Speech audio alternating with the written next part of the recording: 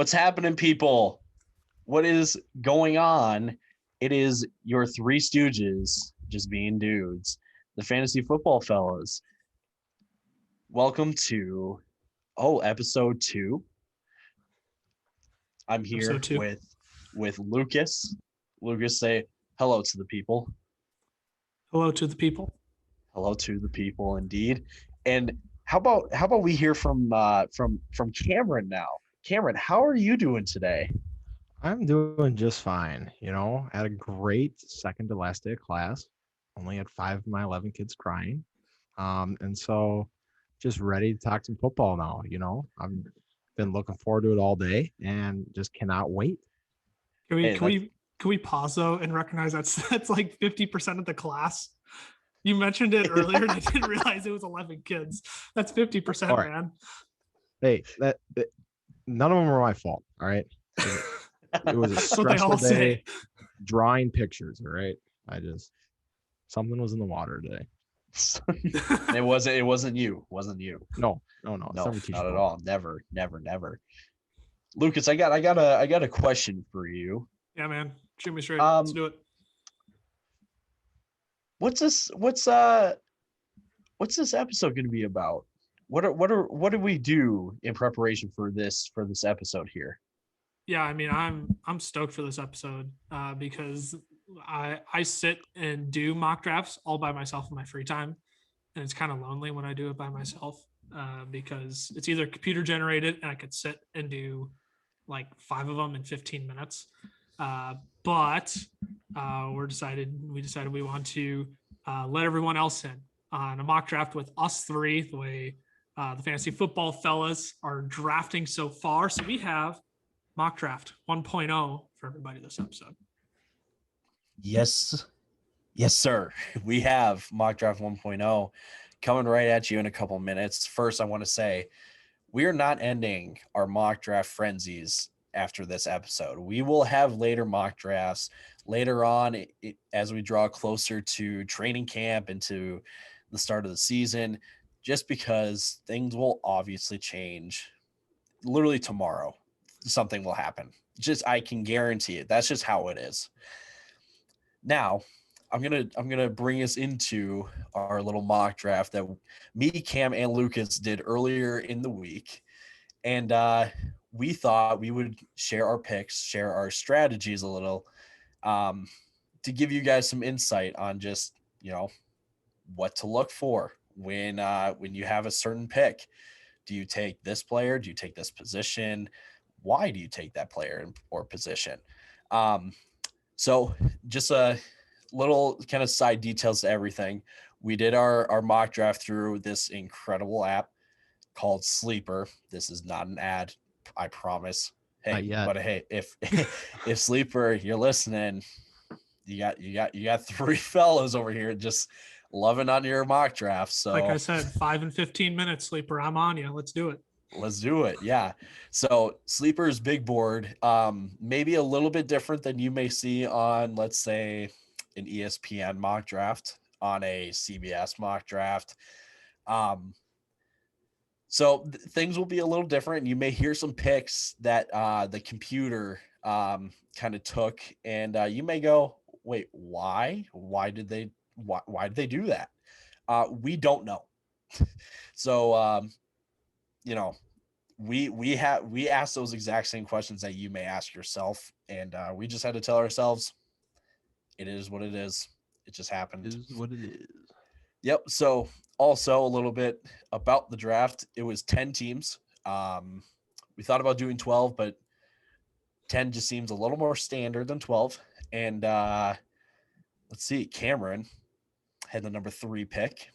I had the number 7 pick. And Lucas had the number 9 pick. And in this snake draft, we did our rankings based off of PPR, point per reception. So obviously our pass catchers are going to be a little more valued than maybe our, Josh Jacobs of the world that just runs straight ahead. So, yeah, without further ado, let's get into our mock draft. Let's dissect this thing. So, the first pick of the draft obviously was Christian McCaffrey. The second pick, obviously, Dalvin Cook. Then with the third pick, Cam, who did you take? I took Alvin Kamara. And if I have the third pick in any other draft, I am really hoping that I have a Saints fan ahead of me. I have a Derrick Henry fan ahead of me because I think when I'm ranking these, the only two for sure like running backs that I have that are gonna be so much better than everyone else are Dalvin Cook and Chris McCaffrey. Like I think the Alvin Kamara, Zeke, Saquon, Derrick Henry, that's what I meant. Like they're gonna obviously still be really good, but like Chris McCaffrey and Dalvin Cook, I think are gonna be two guys that are gonna average like 24 points a game. Good, like a different level of good. I mean, last year Alvin Kamara was that guy, and I took this pick projecting him the same range or project him high because I still think that Jameis Winston is going to be the starting quarterback in New Orleans. So I think he's going to play a lot of the same as last year. This is a guy who through his first 4 seasons, except for the last year or 2 years ago now where he got hurt, is pretty much 1,500 yards from scrimmage, 15 total touchdowns, and like 75, 80 receptions. Like he has just consistently put up those numbers, which is insane. And so I don't think that that's going to change this year. I think that he's going to continue to run the ball. Sean Payton just came out and said that they're going to continue to rely heavily, or they're going to. He didn't even say they're going to continue. He said this year we're going to start relying heavily on Alvin Kamara and Latavius Murray, as if they didn't do that last year. I mean, those guys ran the ball like every single game. They had like 40 touches between the two of them every single game. So it's like, what do you mean they're going to start relying on them? So I mean, if he's going to get more touches, then I like it. So that was my thought process there. I was kind of weighing between him, I think Derrick Henry, and Zeke. I would not take a wide receiver that high. Saquon just kind of worries me with that leg, just because he's relies so much on being explosive. That was why I didn't think about him here, but I just had to go with Kamara just because I think in a PPR league, he's going to get so much more receptions than your average running back, pretty much more receptions than anyone except for Christian McCaffrey. So he, for me, was a no-brainer, number 3. Yeah, makes sense to me. I think all of us either have Kamara as our running back 3 or running back 4. So there's no huge complaints, no huge arguments against that at all. Let's see now. Number 4 was Derrick Henry. Number 5, this is where the big board can get a little questionable. Number 5 was Devontae Adams. Number 6 was Jonathan Taylor. Then number 7 was my pick. And at this point, it was really between 2 players. It was between Ezekiel Elliott and Saquon Barkley. I ended up going with Saquon Barkley, even with the leg problems and the just question of an offensive line that the Giants have right now. And the biggest reason why I went with Saquon over Zeke was because I don't know if it's just me, but I cannot trust any running back in a Mike McCarthy offense. Because I don't think the Cowboys, if they do get out to an early enough lead, great, then it works out in Zeke's favor. But there were plenty of games last year where they were playing from behind. And when you play from behind, you throw the ball a little bit more. And maybe not even a little more, a lot more. Like you, at least 80% of your plays are going to be throwing just because you need to get down the field quick. And that's not to say that Zeke can't get involved in the passing game at all. But again, the offense is going to revolve around Saquon in New York. And I also think that the Kenny Golladay signing is actually one of the best things that will happen for Saquon. I'm going to bring you back to Saquon's rookie year. Saquon ran against what they call a loaded box. And a loaded box means 8 or more players within the line of scrimmage. He ran up against a loaded box 23% of the time. And for a rookie, that's a lot. You don't really see on Eli. you don't see that often. And especially ever since his rookie season, because he still produced his rookie season. He was still a top 10 running back his rookie season. Wasn't he running back one his rookie season? I want to say yes. I'm next to positive he was. Yeah, He was one or insane. two. Yeah. So Saquon has always had the numbers against him, right? Not so great offensive line, not so great quarterback play, and a loaded box running against a loaded box. Now the last couple of years that hasn't really been the same because he's picked up a couple injuries along the way. But this is where Kenny Galladay steps in, because I think Kenny Galladay can actually open up the field a bit for Saquon if they can call the right plays or draw up the right plays. Kenny can really kind of open up that field for Saquon. So when the defense is expecting pass, they'll just run it right up the middle with Saquon. So, like I said, that could be one of the better things to happen for Saquon. Again, let's just hope that he gets healthy and stays healthy. And I guarantee you he's a top 5 running back. So I had no problem taking him at 7. Now, let's see. Number 8 then obviously would have been Zeke. Number 9, Lucas Wenzel.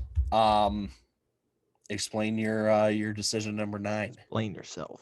Yeah. So during the mock, I was actually really hoping my pick would go the pick ahead of me, and then Zeke would fall to me because I have Zeke at running back 5 this year. To get him at 9, I thought would have been a major win. I mean, that Cowboys offense is just going to be so good. It's so high volume. They'll be in scoring position. I won't give any more analysis on Zeke because that wasn't my pick. I took Travis Kelce though. So I took him first round, which I can't believe I did. I've never been one. I've never been one to lean in to tight ends like before the 3rd round. And that's if you get, the Gronks way back when Gronk was in his, prime with Brady back in New England, or I took George Kittle in the 2nd round last year in one of my leagues. But I went Travis Kelce here. I mean, the position's at a premium first and foremost. He's the best as they come. Outscored Darren Waller by, I believe, I have the exact number. Outscored Darren Waller by 34 fantasy points next year. Next closest person after Darren Waller was 136 points behind Travis Kelce. Oh my goodness. So I took the best guy, the clear cut best guy at his position, to make sure I have that position locked up, ready to go. Another crazy number about Travis Kelce: you transition his fantasy points, turn him into a wide receiver. Travis Kelce would have been a wide receiver 4 last year. I mean, that doesn't necessarily help because you still had guys like Tyreek Hill and Stephon Diggs on the board, who I would, say are probably wide receiver 2 and 3 behind Devontae Adams, or put them in any order you want. I wouldn't complain, but ultimately I got a top 5 wide receiver. I have the best tight end, and I have that position locked up. Though kind of looking how the next couple of picks shook out, I don't want to say I regret the pick, but I kind of do at the same time because I really had my eye on Nick Chubb or Aaron Jones wrapping around to me in the next round. But wouldn't you know, computers can read your mind, I guess. And Team 10 came around on the swing and took both Nick Chubb and Aaron Jones, leaving me with Austin Eckler. And that was more so of a pick in round 2 here. Now we're in round 2. So Nick Chubb was pick 10 of round 1. Pick 1 of round 2 was Aaron Jones. Pick 2 for me, and then in the next round then was Austin Eckler. So it was more so, again, like I said, grab because I need the position locked up. You can't afford to miss out on a top 10 running back because it gets really, really bleak, I'd say, after Aaron Jones. Austin Eckler is nothing to shrug at, but I mean, I still have my fair share of concerns with him as well. I'm not sure what I'm going to get out of him this year. I know I'm going to get production. He's a talented player. He's going to be used in that offense. But Anthony Lynn was a head coach, last year. He's offensive coordinator now in Detroit. But Anthony Lynn loved to use his running backs. And I don't know what we're going to get out of the Chargers offense this year. When you have Justin Herbert coming back in from sophomore slump, coming in, potentially having a sophomore slump, I don't want to put too much stock into that, but I guess bottom line, I feel a lot better, and I know exactly what I'm going to get with Nick Chubb this year with that Kevin Stefanski offense. I know what I'm going to get with Aaron Jones, assuming Aaron Rodgers is playing this year. Austin Eckler is the one who has the most variance there at this moment of time. And I could see him kind of going one of two ways. I could see him maintaining his value where I drafted him, or I could see him kind of falling back a little bit and ending up, kind of missing out on a opportunity to take a Tyreek Hill, a Stephon Diggs at that spot. But again, I really couldn't afford to pass on a running back. And that was pretty much the sole reason why I took Austin Eckler there. So Travis Kelce, Austin Eckler are my first two picks. And ultimately, I'm not too upset about it. I love that Austin Eckler pick. I think I'm really bullish on the whole Chargers offense this year. I think they're going to light it up. And I really like Austin Eckler, a player that I took later, a little bit of foreshadowing. He's probably my favorite player in the draft right now. He's also on that Chargers offense. But Lucas, I got a question for you. Yeah. Would you rather, looking back on it now, have had Travis Kelce and Austin Eckler or Nick Chubb and Aaron Jones? If I'm looking back on it, Nick Chubb and Aaron Jones, because I could have taken Darren Waller in round 3. Again, little foreshadowing there, but again, sure. I mean, I get the drop off of 34 points, but I also get 2 stud running backs, and I know exactly what I'm going to get. So, I think hindsight, if I could have snagged both Nick Chubb and Aaron Jones there, I 100% would have. So I really can't blame the computer for doing what they did, but with what I was dealt, I'm pleased with what I have so far. For sure. Perfect. So then, in between me and Lucas's pick, went pretty much. I think all of our wide receiver 2 was Tyreek Hill, and then came my pick. And through all of, I don't want to say at least 100 mock drafts I've done on my own, I've really kind of found that your first 2 picks, if your first 2 picks are running backs, that's the foundation for a pretty solid team. So when it came around in the second round for me, I looked right away for running backs, and the running backs that I would have wanted to take, like the Antonio Gibsons of the world, or maybe J.K. Dobbins. I felt it was a little too early. Oh, no. Hey, no, we're not going down the Mixon path. No. No. Unreal. You just skipped right over him. That's next week. I did. We'll spend plenty of time on Mixon for you next week. Hey, I I said last week I would probably stay away from Najee Harris, but I'd take Najee Harris over Joe Mixon. I'll say that. Oh. I can't believe you just said that. My rankings will not agree with what I just said. I was just gonna say I don't think your rankings say that, but hey, that's what I can't believe that just came out of your mouth. I am unfounded. We may need to restart the episode. I'm kidding. Pause. All right. So, like I said, looking at the running backs, I felt it was a little too early to take another running back with where I was at. So my next 3 options were a wide receiver. It was between DeAndre Hopkins, DK Metcalf, and Stephon Diggs. And I went with Diggs. And that pains me as a Vikings fan because he's no longer on my team. And he trashed us like a month ago. Yeah, I know. So I'm not terribly sad. That's Twitter though. It's Twitter. It's bittersweet for sure. But out of the 3, I think Diggs is far more superior than Hopkins and Metcalf. Hopkins has a lot of optimism going into the season because it's another season with Kyler Murray. It's another season in the Cliff Kingsbury offense. So he was my second choice. DK, was my third choice. I'm not a fan of inconsistency. And it seems like with the Seahawks, it could be 1 or 2 games with DK, and then the next game after that is the Tyler Lockett show. Yeah, she drops 50 on you. Right. Yep. On the worst of weeks. But like I said, I went with Diggs. And I think Diggs really showed last year. It didn't matter who was throwing the ball, whether it was Josh Allen, Kirk Cousins, I mean, heck, Case Keenum. And it didn't matter who was guarding him too. I mean, he had Stephon Gilmore 2 games of the year, and he dominated Stephon Gilmore. He produced. Um, and I looked up his stats, and I kind of averaged out what he kind of would have scored week to week in fantasy.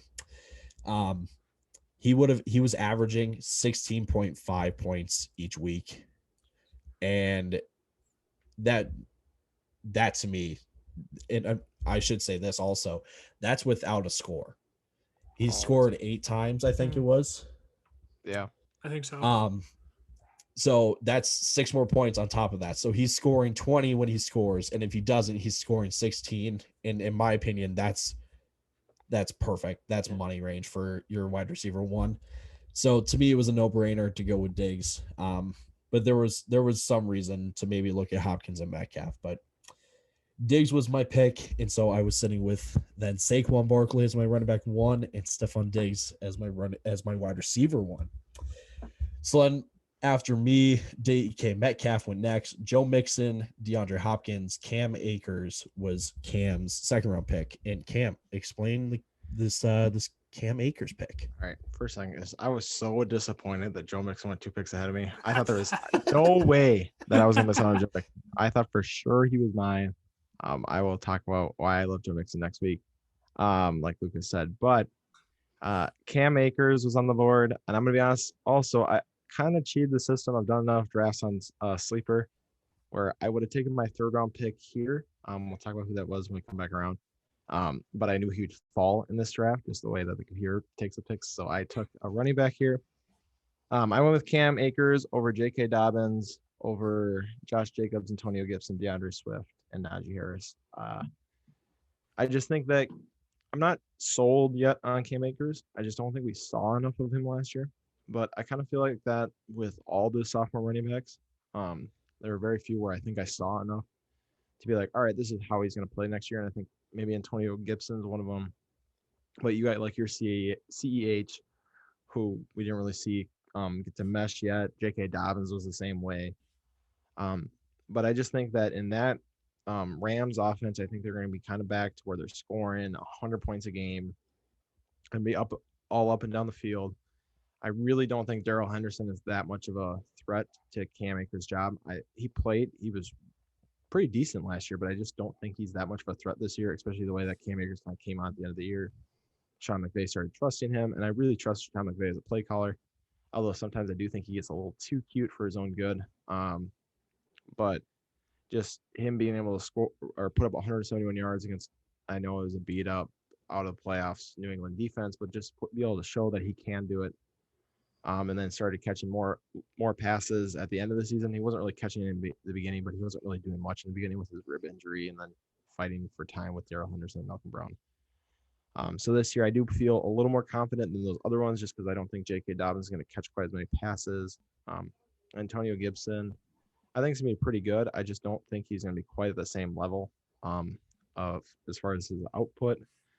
And so that is why I took Cam Akers there. Then after me went J.K. Dobbins. Then they took Patrick Mahomes in the second round.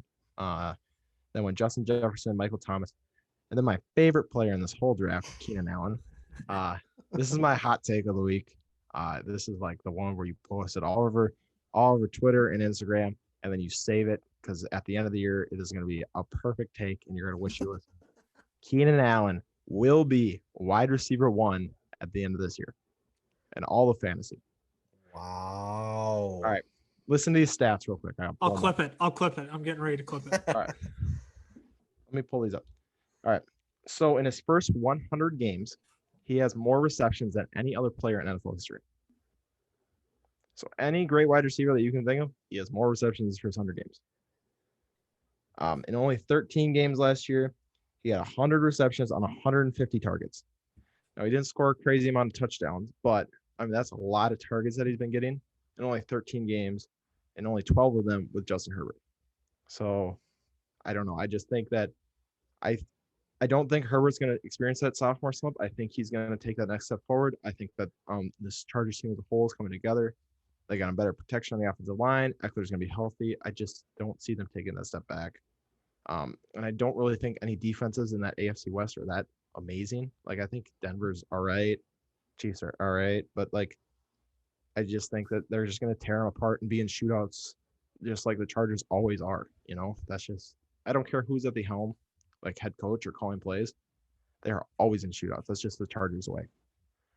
So I just think that's going to continue. And I do think, like, it doesn't really matter who else is on the board at wide receiver. The only reason I don't have my rankings, I didn't want people to make fun of me. I'm going to be honest. And so I just think that that's where Keenan Allen's going to be. And so I was so excited to take him. I would have taken him with my second round pick, but I knew the way Sleeper works, so I was kind of cheating the system. I mean, I think way to play the board. Just doing my job. I think in most mocks too. Like, I mean, Keenan Allen, I think he does have the upside to be drafted in round 2, but I mean, I think he's early round 3. I mean, I don't think you necessarily reached for him, but I also don't think he like fell to you either at the same time.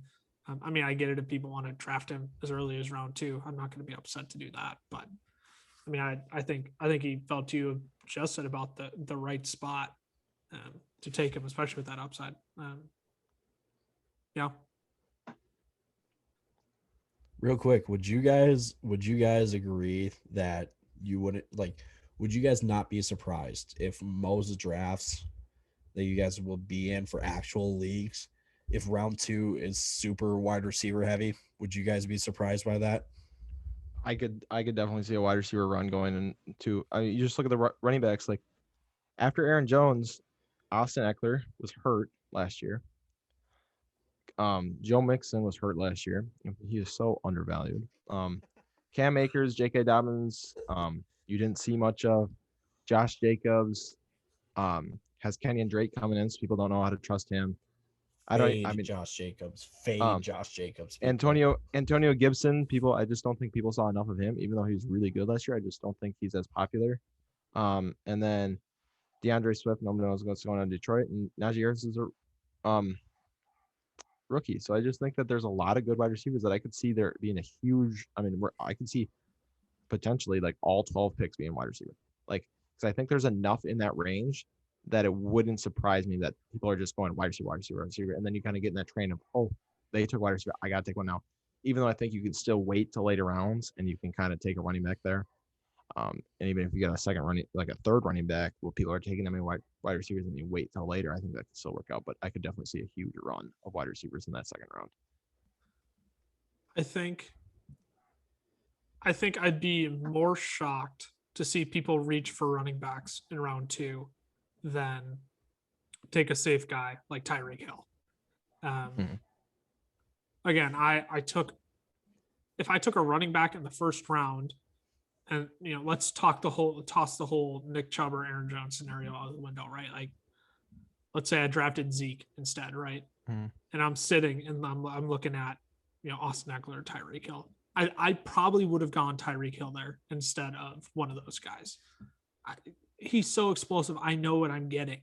I get the talent drops off quickly, but I still think there's a couple of decent guys who come around the loop there. And especially if you get one of those top 6 guys, I'm not as panicked to take a running back in round 2 then. I think I'd much rather take a guy who's got a safe floor and a high ceiling.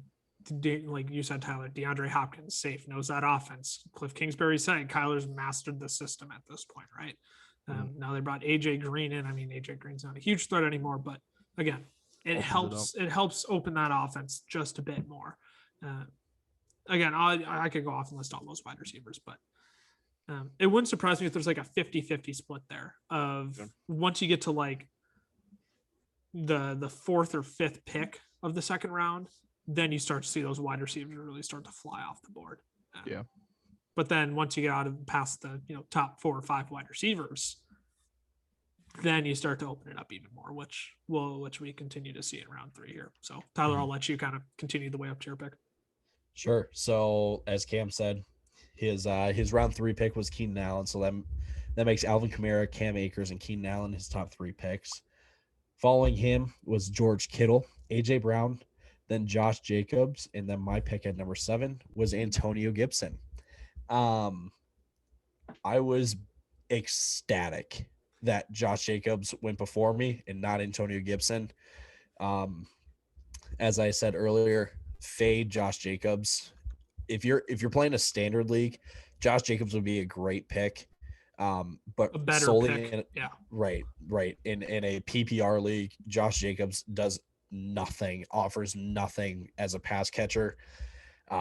So I can understand, again, he has volume. And when I say volume, he gets carries and he gets goal line carries, which is helpful. But I think it was last year that the Raiders really started to use play action and really target Darren Waller in the red zone. So like I said, I was ecstatic that that Jacobs went before my pick. And like I said, my pick was Antonio Gibson. I'm a huge fan of Antonio Gibson. I know not many people are, just because they didn't see a whole lot of him last year. But I think from a team management standpoint, Washington's offense is really built off of the run, and they have one of the better offensive lines in the NFL. Granted, they did just release one of their starting tackles last year. I don't remember his name. So that's something to kind of be watching out for. But there were some stats last year that really kind of sold me on Gibson. He only played in 14 games, and he finished with a little under 800 yards carrying and 11 touchdowns. So he definitely produced in 14 games. And now there were reports earlier a couple weeks ago saying that Washington hopes to get him more involved in the passing game. Now we'll see exactly what that looks like, because a little more involved in the passing game could literally mean like one extra catch than he did last year. Right. Like, he was a wide receiver at Memphis before he transitioned to running back. this That's is a something good to keep in point. mind. He does have the hands for pass catching. So like I said, just knowing how offense or what the offense is like in Washington, it's built off of the run. I trusted Gibson, maybe a whole lot more than DeAndre Swift, who Lucas took at 9, and we'll get to that in a second. And Yeah, we'll get to that in a second. We'll get to that in a second. Dive into that one. Yeah, we'll dive into that one. Yeah. Other running backs like Najee Harris, who, again, last week I did express a little bit of, not so in favor of him. You called him untouchable. That's not a little. Well, hey, whoa, You completely sailed the whoa. ship on Najee Harris. Whoa. We're not even. Pull up the archives. Maybe this would be a great time to rephrase or reword what I meant. You can't go back after one episode. You got to commit. Fine. I'll just keep going then. Miles Sanders went next. Clyde Edwards-Helaire.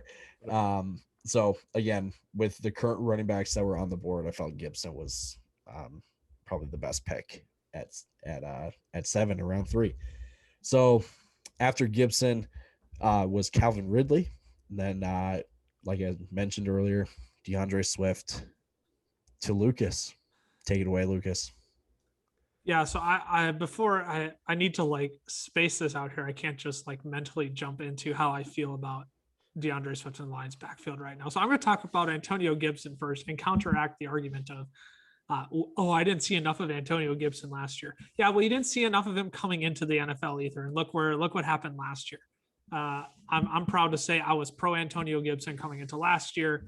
And you know what? He outperformed everybody's expectations. So if your excuse for Antonio Gibson is, I didn't see enough of him last year. Yeah, none of us saw enough of him coming into the NFL. You're and wrong. He still blew our expectations. Right. You're wrong. Right. You're wrong. You're wrong. I'll just say that, and you can fight me at it. Twitter handles at Lucas Wenzel. Come at me.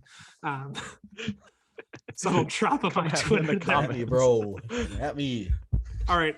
Now that I got that off my chest and I feel a little bit better about myself, I can talk about DeAndre Swift.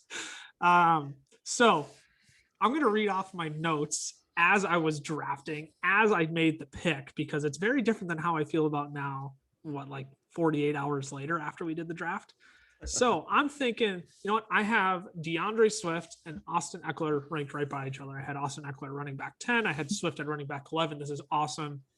I get two of my top running backs left on the board right after the other.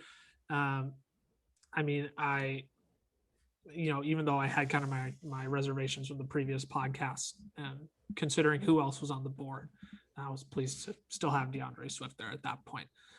And again, realizing really doubts Mixon could go ahead of him. I wouldn't pick Mixon over Swift. Well, when I was doing the draft, I wouldn't pick Mixon over Swift. Now I would. We're killing Cam. So when we talk about the AFC Northwest next week, this is a spoiler for next week's episode already. When we talk about the AFC North, I feel like we just need to give Cam the entire Joe Mixon segment and just 100%. we Tyler and I will just step back. We'll mute ourselves. Cam can just go to town on Joe Mixon. Anyways, I'll buy a jersey for next week. Oh. Cha-ching.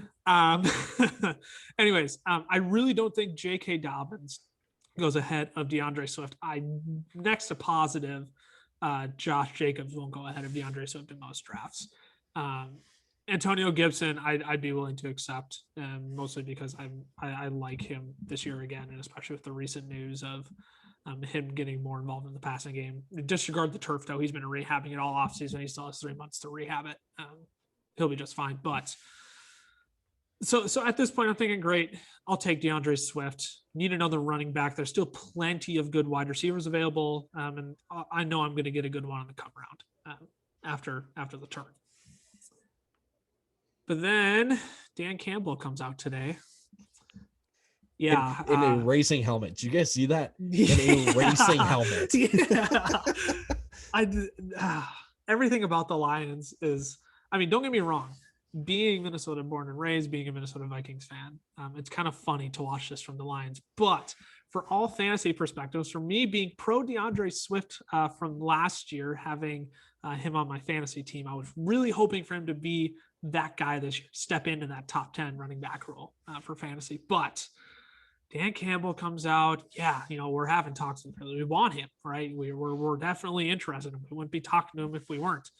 But also doesn't take away what we see in DeAndre Swift and Jamal Williams. And he's talking Jamal Williams up here like he's like DeAndre Swift himself. Like, I think Jamal Williams is talented, but man, good step below DeAndre Swift. He's right. Good. We saw last year that DeAndre Swift can handle being the guy, and he doesn't need any kind of assistance from it. Mm-hmm. So this was before Dan Campbell came out and said that today. So now I'm looking at this and I'm thinking, great, I have a running back who, I'm fine with Austin Eckler. I know I kind of really down talked him on when I talked about him earlier, but I mean, I really am fine with Austin Eckler. I think he's going to be a top 10 running back this year. And DeAndre Swift, I look at that and I say, you know what, my 10th and 11th ranked running back, great. Now I'm looking at it and I'm thinking, man, maybe I really should have taken a Najee Harris. Maybe I should have gone with a Tyreek Hill. Maybe you know what I mean? It's just like, I look back on it now, and with all this news coming about the Lions backfield, I feel like it's just like the fantasy, like football signs saying to me, hey, avoid the Lions backfield at all costs. I mentioned it as my headline, and boom, Todd Gurley is in talks with Detroit. Draft DeAndre Swift. Dan Campbell comes out and is like, oh yeah, we're interested, and talks up Jamal Williams too. So I don't know. I might be overreacting to all this, but DeAndre Swift is the most terrifying player for me to have to think about drafting in the third round. And I don't think he'll even fall this far in most drafts. I really think he'll be an early third round, late second round guy. Assuming they don't bring in Todd Gurley, and assuming Anthony Lynn and Dan Campbell don't decide that Jamal Williams is like this uber talented guy who's better than DeAndre Swift. So when I made this pick, I was very, very pleased. Now I'm sitting here looking at it and I'm thinking, welp, we'll see how this pans out. So I got another little tidbit from Yep. Dan Campbell's presser today. Yep. This is really this may actually send Swift way lower on my rankings. I already bumped him down.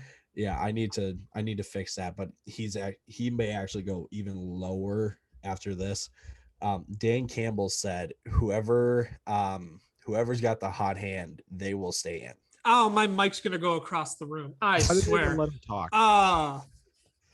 Why does he even have a presser? Keep your ring going on and keep walking. Like, don't even give him a presser. He needs to stop. He needs to be put in check. So, granted, the door is open for Swift to take over the backfield, right? Yeah. If you get going and you stay hot, it's yours, right? But if he doesn't, then Jamal Williams does it. And if Jamal Williams doesn't do it, then they're screwed. It's Todd Gurley. That's why they're bringing in Todd won Gurley. 4 years ago. Todd Gurley. Oh no! Great volume guy. Volume Volume guy. So again, like I said, the door is open for Swift to kind of take the backfield over. But as a sophomore running back, maybe the only sophomore running back that I would trust, or the sophomore running back that I trust the most is Jonathan Taylor. Oh yeah. Yep. That's why he's going round 1. Yep. So again, the door's open, but a sophomore running back, when Swift did have some good games, some very good games, some other games he got shut down. He was shut down. I don't know. That just throws even more confusion into what is already just a confusing backfield. So, like I said, he may drop even more in my rankings because of that.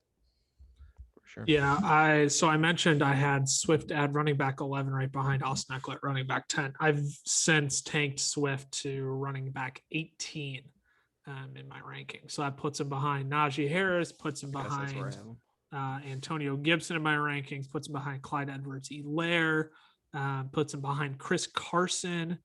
I think those are the names I have. You can look at our website for all our official rankings, fantasyfootballfellas.com. Click on the Fantasy Insights tab. Just had to drop that in there quick. Yeah, Man, nice I'm getting little- good at this. Nice little plug. Hit the subscribe button and a little bell next to it. I mean, actually, we do have a YouTube channel, so feel free to subscribe. Hit that bell for notifications. Leave a comment down below and tell us what you think of our picks. Why not? Why not? Let's get a conversation going down in the comment section.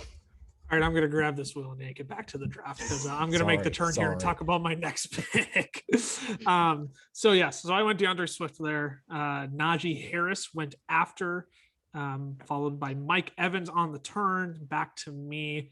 Took Terry McLaurin, which I was extremely, extremely satisfied with. I have Terry McLaurin ranked at wide receiver 10. At the time of the draft, I had him at wide receiver 9.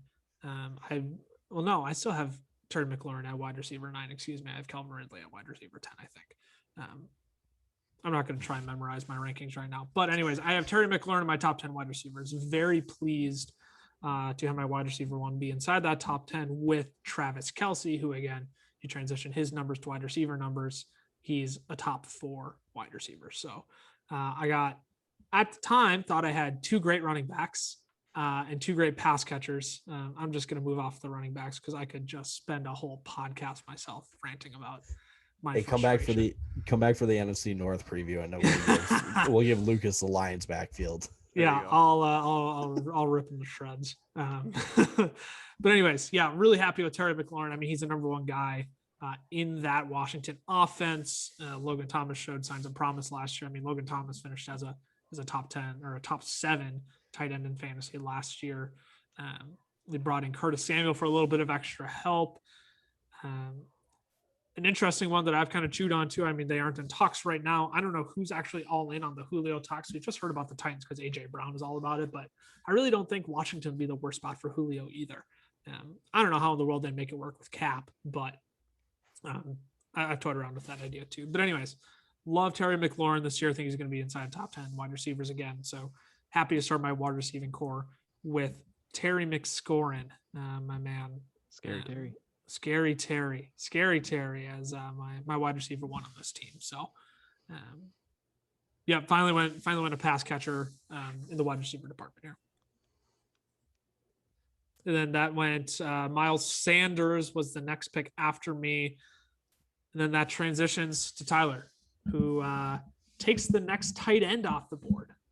Yep, and this is the last of the big 3 tight ends. I took Darren Waller here. I had Darren Waller last year. Quick shout out to our pal Tommy Fisher for that absolute gift of Darren Waller. Sincerely appreciate it. Is this what we're gonna do? Are we just gonna start calling out people on the podcast? Is that what this is gonna turn into? Oh, because I got about 15 people. I was gonna say with we need to give 2 Cameron a gifts whole of segment teams then. last year. Man. Yeah. So again, I took Darren Waller. If we focus just on Darren Waller, getting Waller in the 4th round, I think is great value for where he is. But then I look at who was taken after, and this is probably one of the picks that I'm really kind of torn on, because after this, there were 2 wide receivers that went, and those were Allen Robinson, who was pretty solid last year with the Bears, and that says a lot if you're great on the Bears. He's like wide receiver 9 or something on the Bears. Right, but like this isn't. I mean, I'm sorry if you're a Bears fan. Offense is not the strong suit. So yeah, Allen Robinson would have been a good pick, and then Amari Cooper would have been great because you got Dak coming back in a Mike McCarthy offense. Yeah, a little foreshadowing there for Mr. Lawrence down there, but yeah, went with Waller here. Like I mentioned earlier, he did get a significant increase in red zone targets last year, and he really is the number 1 option for Derek Carr out in Las Vegas. So it's not a terrible pick by any means. But the one thing that I did get frustrated with Waller last year, there were some games where he was absolute dynamite. You know, he would put up like 8 catches, 100 yards and a touchdown or something. 30 points in a game. Right. Like he could put up some big numbers. And then there were some other games where he maybe had like 2 catches for like 15 yards. Yeah. So he has a lot of highs, but his dips come at the worst times. So you just got to stick to the process with Waller, even when he does drop those like 4-point games, 5-point games. Stick with him because, like I said, the highs are very much worth it. But so yeah, Waller was my pick there. So I'm following Waller. Julio went next. Clyde Edwards-Helaire, Allen Robinson, and now Mr. Lawrence with Amari Cooper. All right. So I picked Amari Cooper last year, and I was so excited those first like 4 weeks. I mean, he was wide receiver 1. Him and Ridley were like battling out in those first 3-4 weeks for wide receiver 1. He had double-digit targets and almost 100 yards a week. While Dak was there. He's also had 5 1,000 receiving yard seasons in his first 6 years. So the consistency is there. You know, like he's gonna put up 1,000 yards this year, especially with Dak there. I don't see how he doesn't. Even with CeeDee Lamb, even with Michael Gallup, even with the mighty Blake Jarwin and Dalton Schultz, he's gonna put up 1,000 yards. And so for me, it was a no-brainer there. He was my next wide receiver off the board, and so I just figure Dak's gonna throw for a ton of yards. You know, Mike McCarthy needs a quarterback to lead that team because he can't do it himself. So I just think that's going to be put on Dak's shoulders. Cooper's going to get great targets, and I think the touchdowns end up going up from last year. And I mean, he still finished decent last year, and he had Ben DiNucci for two weeks. So, I mean, quarterback play can only go up. So that's what excited me there. After me went Russell Wilson and then Chris Godwin to round out the 4th round. the beginning of the 5th round was Chris Carson, Cooper Kupp. And then I went David Montgomery here. I like adding to running back depth when I can. I think just having the more guys in starting roles that you can get at running back, the better off you'll be. Especially when you get in these later rounds, because running backs left were like Travis Etienne. I still can't say it right, and I'm not going to all year. Etienne, and I guarantee I'll get it wrong next year. Then they went Melvin Gordon, James Conner, then somebody went Myles Gaskins. But those were the next running backs off the board, and I just thought the way David Montgomery ended the season last year, he was. Let me look at it real quick. He was, what was he? He was finished like running back 4. He was Didn't he? 6th or something. It was something pretty high, but he was 6th in starting running backs in yards after contact. So he's behind like Derrick Henry, Dalvin Cook, Ezekiel Elliott, like those top guys. So even if he's getting hit, he's still like getting extra yards after every time he gets hit, which I think is super important in any guy, because then offensive line play isn't as important as it would have been before. Obviously, with the return of Tariq Cohen, if Justin Fields plays, like these guys are going to take away rushes, they're going to take away snaps. But I think for a 5th round back, this is my 3rd running back. I think that I'm pretty happy to have him there.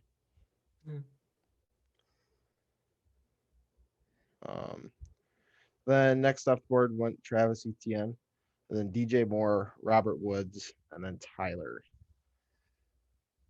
I will throw my hands up in the air on this one and say this is where I went wrong with my draft. not to say that my draft was bad. Like I said, I think yeah, people may say otherwise. I'm just kidding. That's a joke.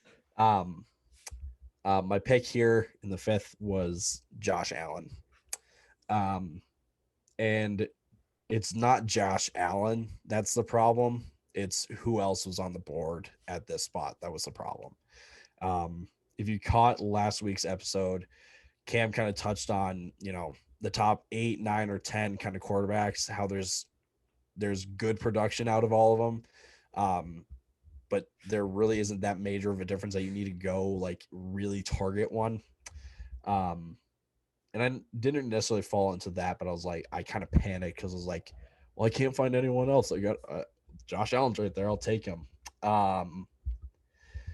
So again, Josh Allen isn't the problem. It's who else was on the board. Adam Thielen was still on the board. Deontay Johnson was still on the board. I'm pretty big on Deontay. And Kenny Golladay was also on the board still. So, yep, another foreshadowing. So definitely should have gone with a pass catcher here, because at this point I still only have one wide receiver. I mean, you could say Darren Waller. You could say that Darren Waller acts as a wide receiver too in some ways, or like he gives you some cover there for at least a round or two. A little buffer at least, yeah. Right. But I really think looking back on it, I should have got Thielen or Deontay. It worked out. It does kind of work out though, because Josh Allen now on my team with Stephon Diggs, they connected so often last year that's a dynamite combo. That may just be the best fantasy combo that you can have on your team, in terms of teammates and stuff. So again, it's not Josh Allen that's the problem here. It's just who else is on the board, and there's only one person to blame, and that's myself. The blame so for my team. Right. Yep. It's yep. So maybe I'll take one in the next round.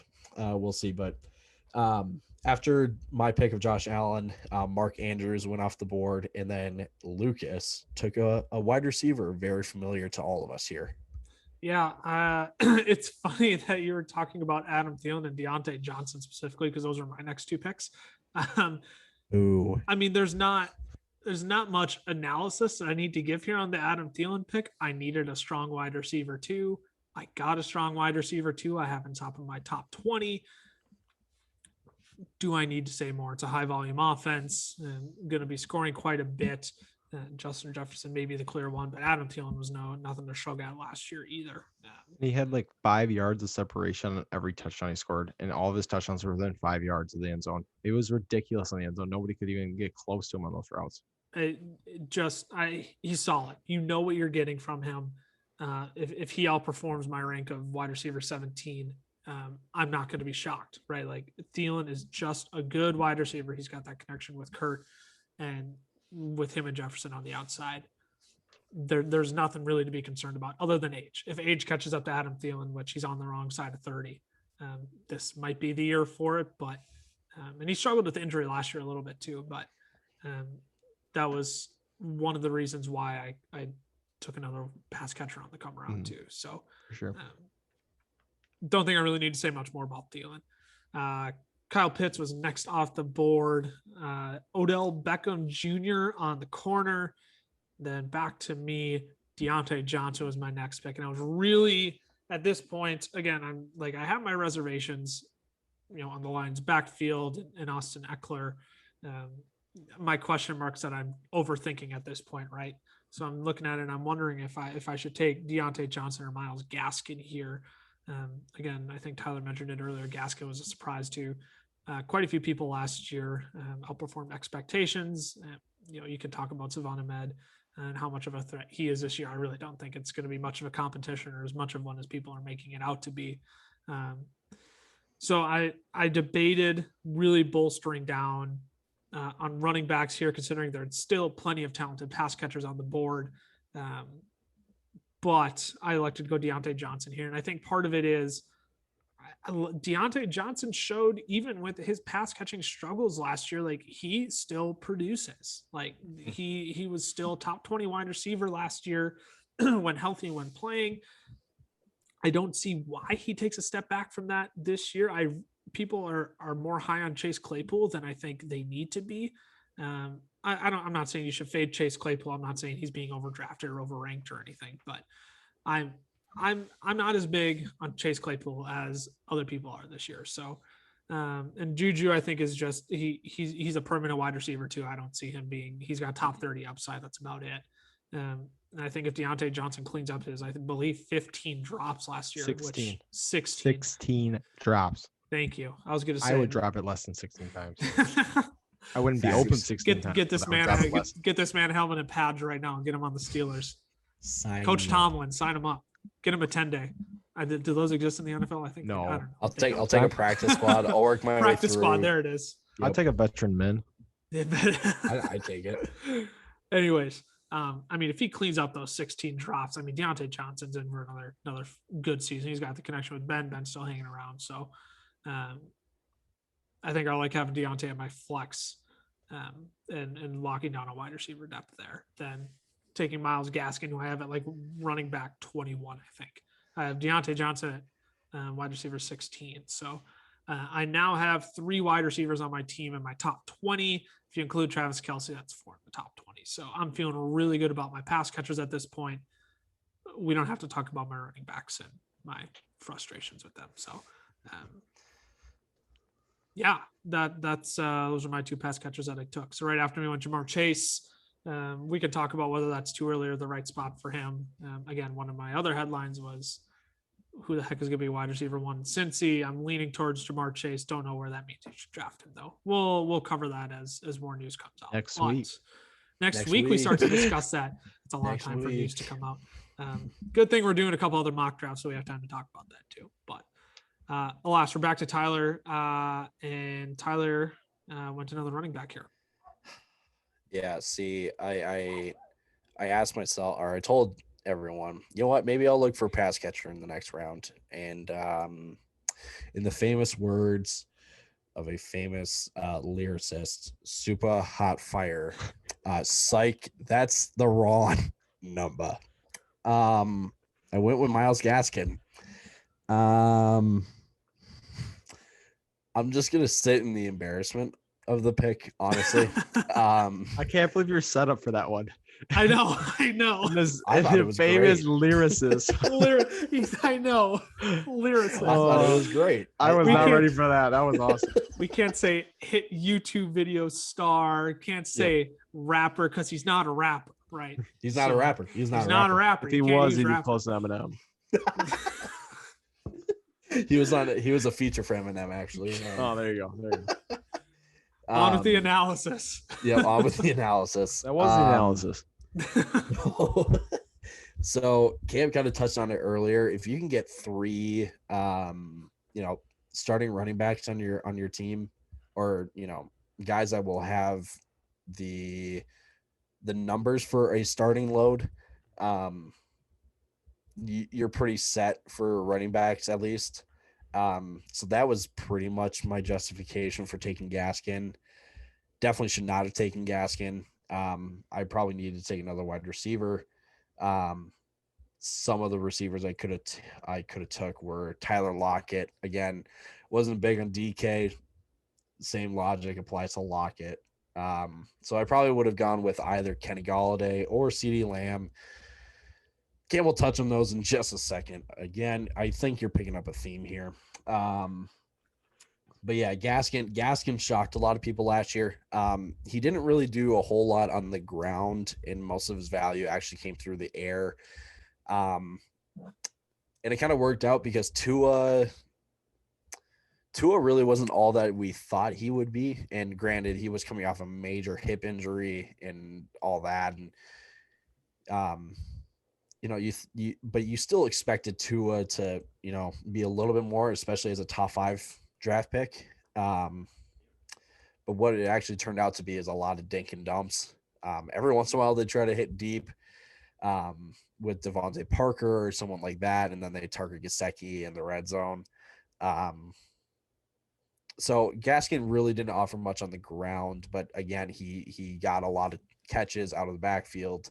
That's where most of his value came from. He did pick up an injury that kept him out for a couple weeks, and then he got COVID.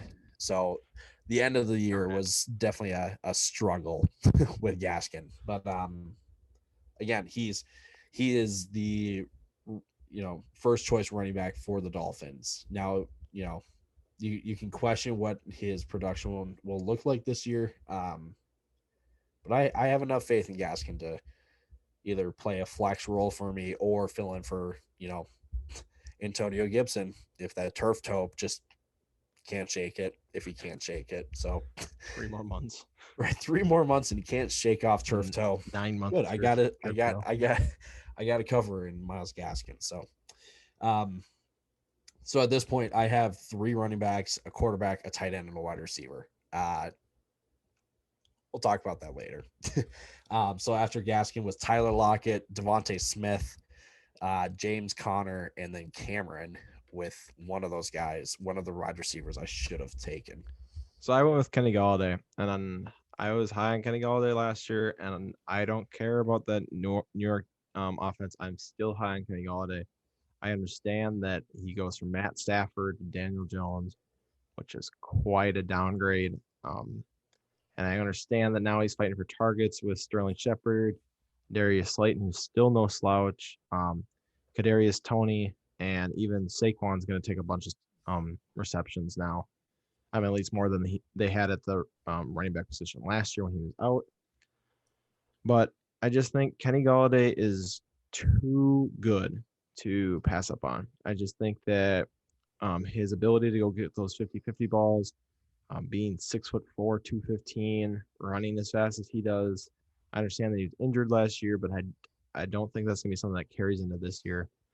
And especially for a late 6th round pick, I was really excited to get Kenny Galladay here. I think that he helps out. I actually think he helps out Ty's pick and Saquon a lot, because even if Daniel Jones isn't the greatest passer, you got to respect Kenny Galladay on the outside because he's gonna get open. And even if Daniel Jones just sitting there chucking the ball up to him 20 times a game, like, he's going to catch 10 of those. So I think he helps that entire Giants offense. And I think those other pass catchers help him a lot too, because he's not just going to be doubled the entire game. Because I think if if he had just Daniel Jones and he didn't have Sterling Shepard, Darius Slayton, Darius Toney with Saquon out there, I think he's doubled the whole game, and I think he struggles a lot more. But with single coverage, being on the outside a lot, I really like Kenny Golladay here. I'll just keep moving on. Next went Melvin Gordon, who I don't agree with there, but that's all right. Then TJ Hawkinson, Kareem Hunt, Leonard Fournette. Then I went back with another Cowboys receiver in CeeDee Lamb. And so I know I have two Cowboys, two guys under Mike McCarthy. But for me, this was all about just taking the next best player on the board. The way I love to play fantasy football is I love to trade. I'm not saying you draft to be able to trade. That's not what I'm saying. But wait, but I drafted to take the next best player off the board. And so that's what I did. And so now I got four wide receivers who I think could all be wide receiver twos or better this next year on anybody's team. And so for the way I like to play, that sets up very nicely. I get a couple of good weeks in the beginning out of one of those guys, and I can flip them. And that's how I like to play. And so CeeDee Lamb, I mean, obviously had a great year last year with very subpar quarterback play. I think he just continues to break out. I think we would think of him a lot better if we didn't have Justin Jefferson put on that year that he had. Because I think even though, I mean, he had like 70 catches and like 900 yards or something like that. I mean, it might have been more, might have been less, in that range, which is great for a rookie. Like that's nothing to scoff at, especially with Andy Dalton, Ben DiNucci, whoever else they threw out at quarterback playing. I think then he's just going to take that next step up. I don't think Michael Gallup was really pushed to that wide receiver 3, and I don't think that that's going to change this year. I think that he's solidified himself as a wide receiver 2 in that offense, and I don't know. I just really like his ability to get open. I think that's just going to carry forward with Dak this next year at a full training camp. So after me went Justin Herbert, Chase Edmonds, Raheem Mostert, and then Ty's pick, where I'll let him speak about that. Yeah, I finally took a wide receiver. It's only round 7. Round 7. I don't recommend doing that to everyone. It was an experiment. True, it was an experiment. This is why we're doing 3 different mock drafts. There are many different ways to build teams, and this is just one of the ways that you probably shouldn't. But anyway, prime example right here. The prime exhibit A right here. No, so my wide receiver that I selected was Courtland Sutton out of Denver. I had, let's see, I'm trying to remember what year that would have been. It would have been 2019, I think, was the year that 2 years ago was when Sutton kind of exploded or, came onto the scene a little bit. So I've always had kind of a soft spot for Courtland Sutton. And I think there is some major risk because he is also coming off a torn ACL. Super early though. It was like week 2. It was week 1. He's had It was week 1, yeah. So he's had a ton of time. Yep. Full season, So again, it's a major injury, but the time that he's had to recover kind of cancels that out. Now the next big thing is quarterback play with Denver, because they traded for Teddy Bridgewater in the offseason, and they also have Drew Lock under contract. No one really knows who's going to start. A lot of people say Drew Lock just because he knows the offense. Some people say Teddy because he's got experience, and the offensive coordinator is Pat Shurmur. I'm fairly certain for the Broncos is Pat Shurmur. And Bridgewater was in Minnesota when Shurmur was the offensive coordinator for the Vikings. So Teddy's got some familiarity also with this offense. But no matter who starts, both quarterbacks would love a target like Courtland Sutton. I mean, Drew Lock showed it in 2019. Teddy kind of showed it, not directly with Sutton, but he showed it with Robbie Anderson last year. He likes the big, tall wide receivers that can go get a ball if, his glove just takes the ball a little left than he wants it to be. So,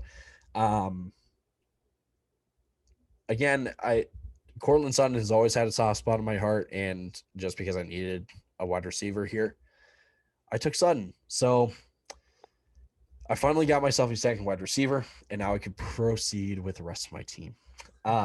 So pick after me was Lamar Jackson, and then Lucas came in with the 9th pick. Yeah. And so hindsight 2020 on this pick. I went Kyler Murray here. But again, hindsight 2020, I should have gone David Johnson, banked on a quarterback on the come around. If Kyler Murray wasn't available on the come around, Dak Prescott was still on the board. I have Kyler Murray at QB3, Dak Prescott at QB4. I would have been super content with one of those two and having a better running back 3 on my roster. I think I have David Johnson at running back 24. I think that's about where he's going to land this year, but I'm not going to be shocked if he somehow finds his way into the top 20 if Deshaun Watson is at QB for the Texans. So went Kyler Murray here. How much do you want me to say about Kyler Murray? Can get it done with his legs, can get it done with his arms. Got DeAndre Hopkins on the outside, add another target in AJ Green. Christian Kirk's nothing to shrug at. He had a few nice games last year. He was a sneaky target on my radar that I was trying to trade for. But then he just kind of plummeted mid-season, and I wasn't sure what really happened there. So, I mean, not much analysis I really have to give. Kyler Murray is going to be Kyler Murray this year. He's going to be a top 5 quarterback. And I'm pleased with getting that, in round 7 after establishing, 3 good pass catchers and, 4 good pass catchers, I should say, and 2 running backs who at the time I felt good about. We're not going to talk about my running backs anymore. So, with all of that said, I guess kind of looking at the time too, let's do this. I'm going to grab the wheel and kind of turn us in a direction here. Let's each pick 2 players from the rest of our teams. We can read off the rest of our teams, and we'll pick 2 players from each team to kind of break down for a short bit here. You can see our full rosters and everything on our website, fantasyfootballfellows.com. You can also, we'll be posting them on our social media here in the next day or so. We'll have a poll up on Twitter and Instagram, so you can see and vote on which team you like best, which team you would want as your team. So you'll be able to see full rosters there too if we clip to this a little bit quick here. So I'll start first, and let's just do this. Let's just snake back around. So I'll pick one person. Tyler, you can pick a person. Cameron, pick a person. Well, you'll pick 2 people, Cameron, and then come back around to Tyler, and then I'll close this out and bring us home then. So Beautiful. great. So rest of my picks after Kyler Murray, round 8, Ronald Jones. Wasn't happy about that pick, hindsight 2020. 9th round, Tyler Boyd. 10th round, Zach Moss. 11th round, Jalen Hurts. 12th round, Damian Harris. 13th, Tyler Higbee. 14th, Devontae Parker. Young-Ho Koo from the Tennessee Titans with the last round pick. So, yeah, we love Young-Ho Koo around here. My favorite kicker. I am going to get his jersey one day. He's a top 1 kicker all time. Top 1 kicker. Justin Tucker, who? Adam Vinatieri, who? Blair Walsh, who? Who? Oh, sorry. Sorry, too soon. Too My soon. bad. My bad. Anyways, first player I'm going to pick. I want to talk about Jalen Hurts in the 11th round. This was my favorite pick of the entire draft. And I think this goes to show, and it wouldn't surprise me if Cameron touches on this too, but this goes to show that you can snag a high quality quarterback in the late rounds. I think I'm the highest on Jalen Hurts out of us 3. I have Jalen Hurts at QB 11 in my rankings. Crap. High? That high. I'm on the Jalen Hurts wagon this year. Jalen Hurts, in his 4 starts last year, QB 7, averaged 23 fantasy points a game. He's got more targets now that offense is starting to get healthy again. There's no drama there anymore with Carson Wentz, or whoever else they want to try and throw in there, right? Nate I'm all Sudfeld. yeah, Sudfeld. Thank you. I was trying to think of. I'm like, it's a Nate, and I don't remember his last name. Nate Sudfeld. Yeah, shows you how much of a threat he is. I'm all in on Jalen Hurts this year. So the fact I can get him even after drafting Kyler Murray, I'm all in. Give me everything Jalen Hurts this year. If he were my only quarterback on my team, I'd be pleased because I think as long as you lock up one of the top 10 guys in your league, you're really set because you can build up depth outside of that. So the fact on my board, QB 11 in the 11th round, I'm extremely pleased with that. It was QB 7 in his 4 starts last year. So give me all the Jalen Hurts this year. So I'll pass over to Tyler Hill, kind of break down the rest of his team and give you a player.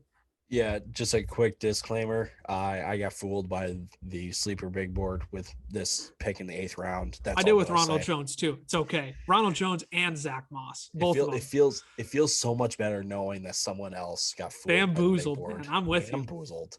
I was too smart to get fooled. So jeez. No big deal. Don't want to flex. No big deal. I'm going to. Yeah, weird flex, but but okay. But okay. So my pick in the 8th round was DJ Chark.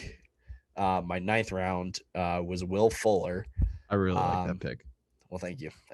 My pick in the 10th round was Deshaun Watson. I like that pick. That's a great pick. Thank you. If he plays, it's a good pick. If he plays. If he plays. That was entailed with my comment, yes. In the 11th round, I took Trey Sermon. In the 12th round, I took Deebo Samuel. 13th round, I took Hunter Henry. Another disclaimer. Remember when I said I don't trust any running backs in a Mike McCarthy system? Yeah, call me a hypocrite because I took Tony Pollard in the 14th round. And then I took the Washington football team defense in the 15th and Tyler Bass in the 16th. And I guess the first guy I want to kind of touch on is Deebo Samuel in the 12th round. Deebo only played in pretty much 2.5 games last year, maybe even 1.5. He was just injured the entire season. But when he played, he was consistently putting up double digits in your fantasy team. So that to me shows that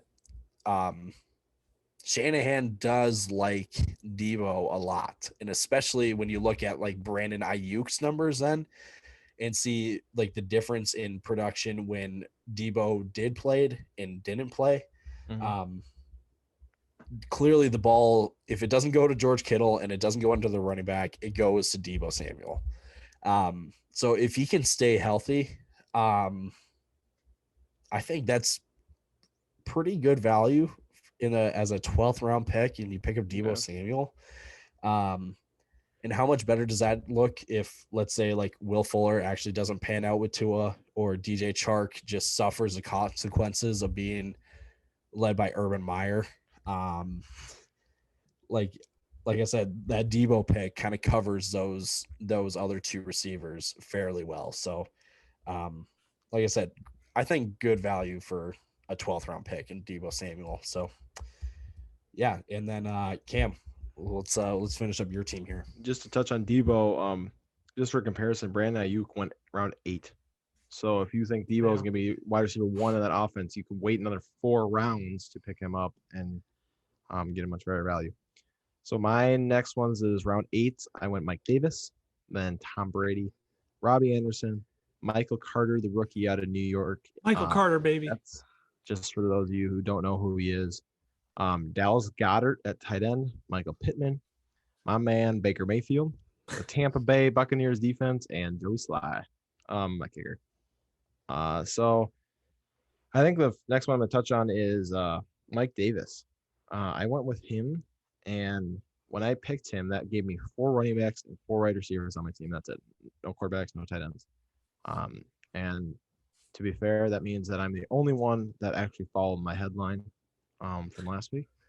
You guys just said a headline and then just didn't follow it all. So I'm gonna Hey, now. completely call you out on it. Hey, Hey, Hey. I followed mine. I took Tyler Boyd, and I still think he has a good shot to be wide receiver 1. Let's calm You down a didn't little follow. You bit. didn't follow the Detroit one. Oh yeah, yeah. Well, You went like DeAndre I Hopkins. keep talking. We're gonna move on from that now. quickly. But I really like Mike Davis, especially if I can get him in the 8th round, because just like I was talking about with David Montgomery, Tyler talking about Miles Gaskins, like Mike Davis is no one to compete with in that offense for running back 1. Mike Davis isn't going to explode and be a top 5 running back. Patterson, Yeah. Cordell Patterson, running right. back 2, baby. Mhm. Yeah, so Speedster. he'll get like 4 touches a game or whatever. Right. But, Mike Davis, like I said, he's not going to explode, be a top 10 running back this year. That's just not who he is. He might have crazy good quads, which make me very jealous. H.A. But- Dillon, Saquon Barkley. He's in that realm, but he doesn't have that same explosion.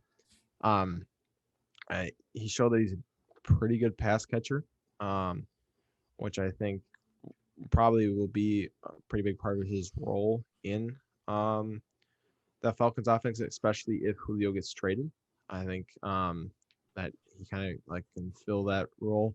He's gonna be the only one getting carries on that offense, which is just round 8. Get a running back who's gonna get good volume. I don't think there's much more I can ask for. So he's who I was really excited about there. I want to touch on Michael Carter really quick because you saw Luke's get excited. Reason we're excited is the famous Jets beat writer with no name said that Michael Carter has a good path to being the number 1 guy in New York, Won't be long, baby. which which I think I touched on last podcast, just because like Michael Pirine. Oh my gosh, I cannot say names. And Tevin Coleman are not wide receiver 1s. Running back. If you can convince me otherwise, that would be amazing, but you just won't. And so that's why Lucas kind of gave a good fist pump there. But the other thing I'm going to touch on, I'm going to do a little twofer here, is the my quarterbacks. I like taking Tom Brady. He had 40 touchdowns, 4,600 yards last year in an offense where I think he's only going to get better. My thing was I saw him, got super excited in the 9th round, and did not realize that Dak Prescott was still there in the 9th round. I have Dak Prescott two picks ahead of Tom Brady, and 2 spots ahead. I have Prescott at 4 and Brady at 6 in my rankings. And Prescott went 9th round, 5th pick. I know, I can't believe Willem dropped that far. And so, actually, I know I didn't pick him because I had 2 Cowboys. That's what it was. That was my thought process. I didn't want to go Amari Cooper, CeeDee Lamb, Dak Prescott. That was, I know. I just went against. Stack them. So there you go. I just went against something I just said. I said I picked the best guy available. I didn't do that. I want to clip that. That goes on social media. Come on, clip it. I mean, I do think Tom Brady. I think he could throw for 45 touchdowns this year. I also think he could throw for 35. So I think there's a little bit of a gap there where he might take a little bit of a step back, because I think that team is just gonna be so good this year. I'm bringing back all 22 starters where he doesn't need to do that much. Or he could just go, you know what? I'm 43, right? That's how old he is. And I'm just going to show you that I'm still the best quarterback in the NFL. So I could see him going both ways. And then my other quarterback, Baker Mayfield, I am high on Baker Mayfield. I'm not like top 5 high. I'm like, maybe he'll break tail end of quarterback 1. Like he'll be a quarterback 12 in my rankings. I think he could have a Kirk Cousins type year like Kirk did last year. He's won 35 touchdowns, 3,600 yards. Putting up pretty decent numbers, probably a career year, which isn't like outstanding by other quarterbacks measures, but for Baker, I think he could have a really good year. So getting him in the 14th round, I'm pretty excited about, but I understand why people aren't high on Baker Mayfield, just because they're a run heavy offense and he hasn't really shown it in the first 3 years. But I am high on Baker this year. Before we move on to, Cameron, I know you had quarterbacks and Michael Carter and running backs to talk about, but I love your Michael Pittman pick. People still think T.Y. Hilton's could be the number 1 in that offense. My gut is right maybe 50% of the time. I think Michael Pittman can be number one wide receiver in that offense. I have Michael Pittman ranked higher than T.Y. Hilton. I have Michael Pittman in my top 50. I think Michael Pittman could be a wide receiver 1 this year. I think he could be a good sleeper that people could pick up late in drafts and pay off big dividends for. I like him, but the other Indy guy to watch is Paris Campbell because he looked good last year before he got hurt. Yeah. He was getting a lot of targets in the offense before he got hurt. Obviously, new quarterback this year, but he's a guy that would be waiver wire that you could watch and go and maybe pick up after week 1 and see how he comes back off that injury. That was the reason I didn't talk about Michael Pittman, because I have a sneaky suspicion that Paris Campbell's going to challenge for that one spot. I don't think T.Y. Hilton's going to be in that conversation. I think he's lost a step. I think he showed that last year, and I just don't think he's going to come back from it. Because that was his game, was being explosive and that deep threat. If you don't have speed anymore, it's really tough to be a good deep threat. Yeah. Now, Cool. do you really think that Carson Wentz is going to throw Michael Pittman the ball after Michael Pittman said, "Oh, you want number 11, like the number you wore in Philly for like 3-4 years"? No, that's not happening. You think Wentz is actually going to throw him the ball? Let me have my Michael Pittman takes, and let me just go out there and just have Let my me Michael live. Pittman takes. Leave me alone, Mom. I think Wentz is going to throw anyone the ball who's open, because right now, if he doesn't perform this year, he's not going to be in the NFL anymore. Bingo. Yeah, Because he was looking. I mean, his first 2 years here, they're like, "Oh my gosh, this guy's going to be a perennial Pro Bowler, fighting for MVP spot." And then this last year, they're like, "We don't even want him in the league." So Mhm. he really got to prove it this year. So Yeah, but that's true. maybe he will be salty, and then Paris Campbell and Ty will be 1 and 2, and Michael Pittman will be 3, and Julio will be 4. Don't forget about Zach Pascal. Don't forget about Oh, Zach. sorry, my Pascal. bad. Lots of pass catchers in Jack the Doyle. Yeah, lots of pass catchers out in Indy. So I guess then the second guy that I want to talk about that I took is Hunter Henry. Yes, he did switch teams he went from the Chargers to the Patriots. But I don't understand why Hunter Henry has just fallen so far in drafts all of a sudden, or at least in mock drafts. I mean, it was just last year. You can make an argument that Hunter Henry was a top 5 tight end in the NFL. And now going to New England, that is very familiar with tight ends. I feel like that's just a great spot for Hunter Henry to go and get targets and produce a little bit. Granted, they did sign Jonnu Smith. So that does kind of cast a cloud over, how to value Hunter Henry. But what I go back to is when the Patriots had both Gronkowski and Aaron Hernandez. They both produced, but Gronk was the clear and favorite tight end 1 for Brady. And granted, Cam Newton is no Tom Brady. What? Wait. Oh, spoiler Thought they were the alert. same tier. I have Cam Newton as quarterback 10 and Brady is quarterback 9. I'm kidding. That's not true. But also knowing Cam Newton's kind of history with tight ends, it wasn't that long ago that Cam Newton to Greg Olsen was very, very popular and was very, very, successful for a lot of fantasy players or owners, I should say. So, I don't know. Something tells me that Hunter Henry falling into the 13th, at least with sleeper, is really just one of the most underrated, I guess, players in fantasy. I don't know. That could be a hot take. And you know what? It's fine. I just said what I think. You can say what you think. There's no such thing as hot takes at tight ends unless you're saying TJ Hawkinson is better than Darren Waller. Tight ends suck. Yes, that could be borderline just fishing for conflict and certain and Fishing for conflict. Fishing. It's a lukewarm take. the lukewarm.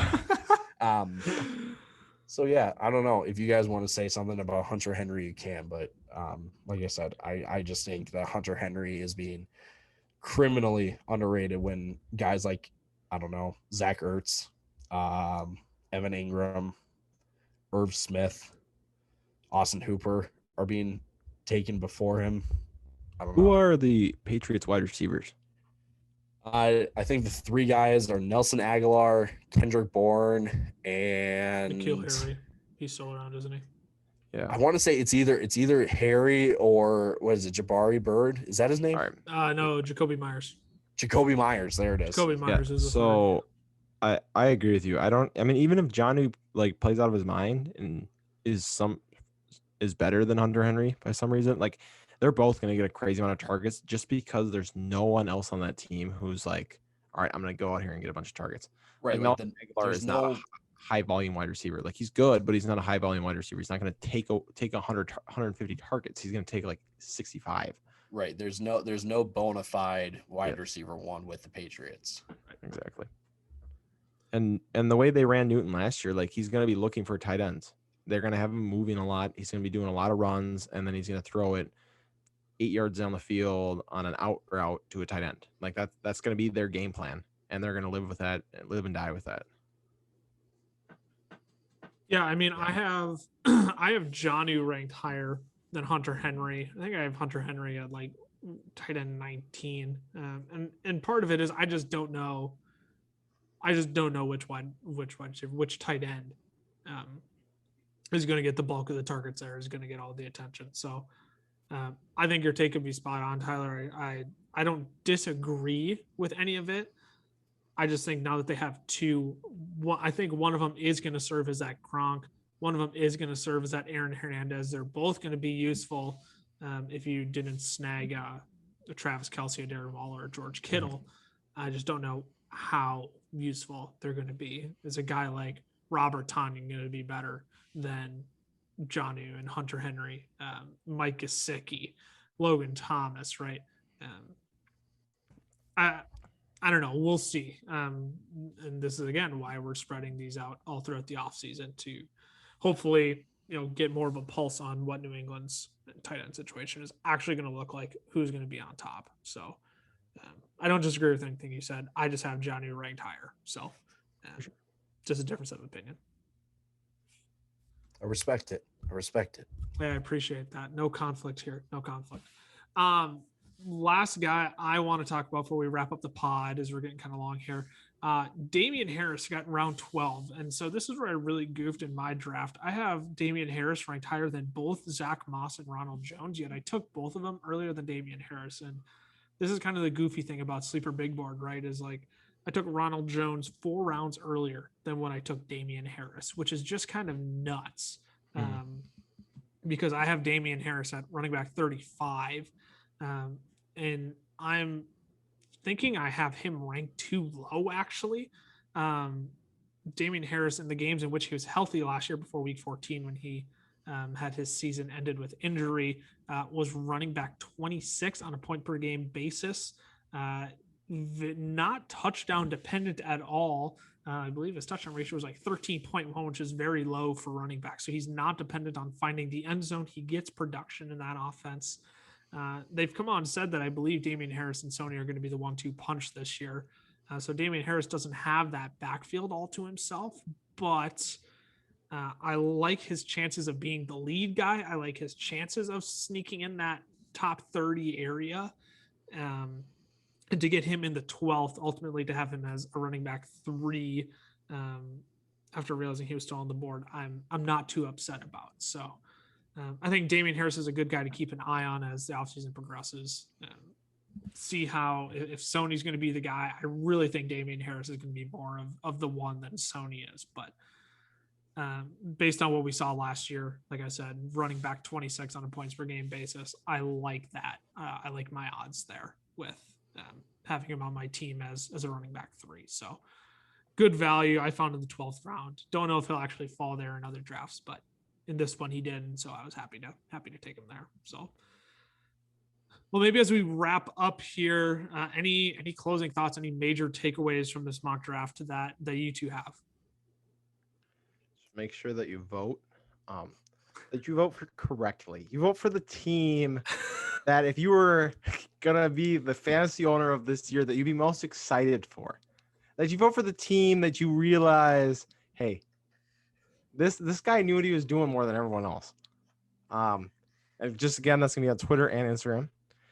You can find our teams on social media or our website, fantasyfootballfellas.com. I just once again want to just push, vote for the team with the guy who listened to his headline, who went all in on taking the best guys in the draft. That's my closing thought. Cameron's running a social media campaign for Vote for Cameron. You can follow him on Twitter, CamLaw317 on Twitter. I don't know his Instagram handle, but it isn't hard to find. Just search Cameron Lawrence and he'll come up. He's running a massive social media campaign, in case you can't tell. I'm pretty close to the blue check mark. That's all I'm going to say. Tyler, talk before something else comes out that we need to edit out. I'll get in quick here. I just want to clear my name a little bit. I did stick to my headlines as well.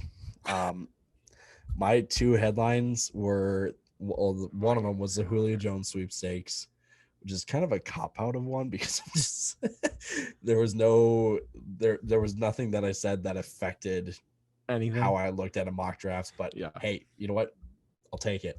Then the second one was who's the starting quarterback for the Saints. I didn't find myself taking the Saints. Whatever. I just look, the thing with the podcast is that we're three stooges just being dudes, right? Now there's a certain level where being too much of a stooge is not great. And I just want to keep it in that nice little, Dude range. Stooge range. That's all. That's all I'm saying. Well, very good. Yeah, I mean, I think the big one for me, we talked about it here at the end, quarterbacks will come late. Don't need to make a rush like Tyler did in round 5 for Josh Allen. Don't need to take Patrick Mahomes round 2. Sorry, just threw you under the bus there. No, you had to. I had to. It was the perfect example. So yep, perfect. Quarterbacks will come late. Don't feel rushed. A lot of them are falling to around 8 or 9 this year. You can find great value there while adding great depth to your team. So that's my first big takeaway right now. So as Cameron said, you can vote for your favorite team. We'll have polls up on Twitter and Instagram for you to vote who you think drafted the best in our first mock draft 1.0. And with that, we end our second podcast. So thanks for tuning in. Make sure to subscribe wherever you get your podcast from. We're on Spotify, we're on Apple Podcasts, Google Podcasts, wherever you get your podcast from. We're on YouTube. I think I mentioned Spotify as well. You can follow We're us also on Spotify. Just flexing to everyone that yes, we are on Spotify. Okay, good. I thought I forgot to mention it, so thanks for mentioning that again, guys. Of course. You can follow us on Instagram, the FF Fellas, on Twitter, FF Fellas, FF Fellas. We're on Facebook, YouTube as well. So thanks for tuning in, and we will see you all next week as we begin to discuss each division and their players. See y'all. Yep.